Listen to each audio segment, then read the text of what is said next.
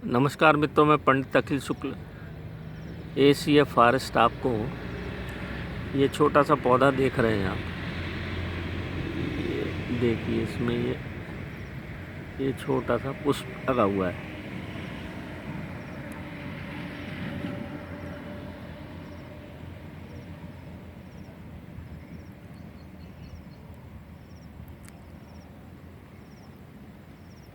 ये इसका पत्ता देखिए ऐसा गोल है और ये छोटा सा पुष्प है।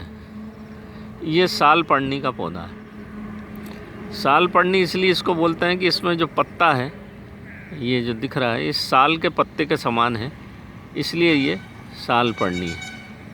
इसी में एक पीले फूल की भी आती है, पृष्ठ पड़नी, एक कृष्ण पड़नी, साल पड़नी। ये ऐसे घास कचरे में ये लगा हुआ है। बारिश बस अब ख़त्म होने पे है और ये पुष्पित अवस्था में आ गया है। ये देख लीजिए, ये सब लगा हुआ है। ये घास कचरा में लगा रहता है। ये इस तरह से ये साल पड़नी बहुत ताकतवर पेड़ है मित्रों, बहुत ताकतवर पौधा है ये। 10 मूला आदि रिष्ट जो बनता है, जिसमें 10 औषधियों के मूल जड़ मतलब से रिष्ट बनाया जाता है, उसमें ये काम आता है। इसमें साल पड़नी, पृष्ठ पड़नी आदि ऐसी 10 औषधियों को डाल के या तो इसका रिष्ट बना के खाएं, या इसकी जड़ में भी बहुत ज़्यादा ताकत होती है। इसका पूरा पंचांग ले लें, पंचांग को लेके कूट पीस का पाउडर बना के और उसका सेवन किया जाता है। तो ये ताकतवर औषधियों में इसकी गिनती है। बकरी इसको खूब खाती है।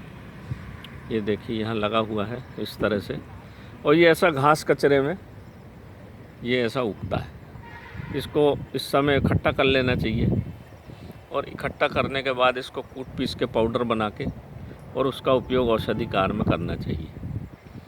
यहाँ देखें, एक और इसमें ये जो लगी हुई है, ये कृष्ण पर्णी है। ये जो आप इसी के ये कृष्ण पर्णी है। ये करीब करीब सब साथ में ही उगती है। और ये साल पड़नी, इसके पत्ते पतले हैं और इसके पत्ते ऐसे गोल हैं, साल के पत्ते के जैसा। ये 10 मूला आदि रिष्ट जो बनता है, 10 मूला आदि काढ़ा जो बनता है, उसकी ये महाऔषधियाँ हैं। बहुत ताकतवर हैं। इनकी छाल में भी बहुत ताकत है, जड़ में भी बहुत ताकत है, पत्तियों में भी अच्छी समर्थवान है। त्रिदोष नाशक है ये, तीनों दोष, वात पित्त और कफ को नाश करने वाली है। तो इसको देख लें, पहचान लें मित्रों, ये घास कचरा नहीं है, महाऔषधियाँ हैं। मैं जो कुछ भी आपको बताता हूँ, ये पूर्ण मेरा ही ज्ञान नहीं है। इस संबंध में मुझे हमारे एक चतुर्वेदी जी हैं उज्जैन में, उनसे समय समय पे मैं पूछता रहता हूँ, सलाह लेता रहता हूँ, क्योंकि इन सब चीज़ों का पहचानना बड़ा मुश्किल है। एक जैसी बहुत सारी चीज़ें रहती हैं, जब तक आपस में बात ना करो, किताबों से ना मिलाओ। एक इसी प्रकार से हमारे बालाराम जी वैद्य हैं छिंदवाड़ा के, उनको भी बहुत ज्ञान है। तो ऐसा सब लोगों से मिलके ये सब चीज़ें प्राप्त होती हैं और ज्ञान को आगे बढ़ाया जा सकता है। और मैं इनसे सलाह लेता रहता हूँ, पूछता रहता हूँ।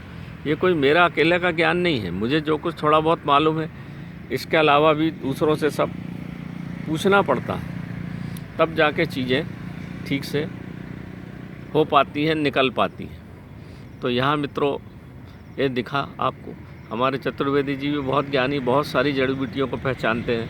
हम सब सामूहिक रूप से जंगल भी घूमते हैं। जब तक आप जंगल नहीं जाएंगे, जंगल नहीं घूमेंगे, जब तक आपको घर बैठे कोई औषधि नहीं मिलेगी, ना ही घर बैठे कोई किताबों से कोई ज्ञान प्राप्त नहीं होता।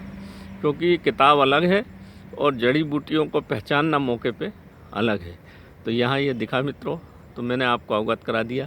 इसको देख लें, इकट्ठा करें और अपने प्रयोग करें। एक आपको कोई बीमारी हो चाहे ना हो, वैसे ही अगर आप इसका प्रयोग करते हैं तो बहुत सारे रोग आपको भविष्य में होंगे ही नहीं। तो नमस्कार मित्रों, मैं अखिल शुक्ला ACF फॉरेस्ट। नमस्कार।